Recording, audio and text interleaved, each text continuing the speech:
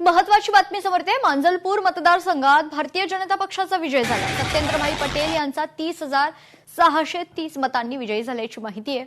मांजलपूर मतदारसंघातील पोटनिवडणुकीत विजय झाल्याची माहिती समोर येते।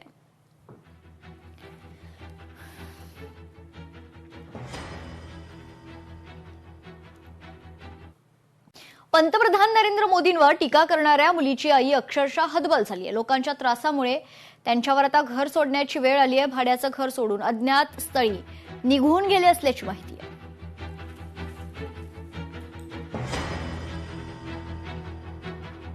राहुल गांधींनी मोदी सरकारला इशारा दिलाय। 8 ऑगस्टला प्रयागराजमध्ये विद्यार्थी मेळाव्याची घोषणा करण्यात आली आहे। विद्यार्थ्यांवरील कारवाई विरोधात लढा सुरूच राहणार आहे।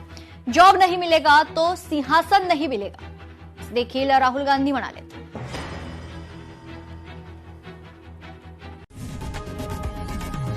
लोकशाही मराठी ऐका, पहा, जागरूक रहा।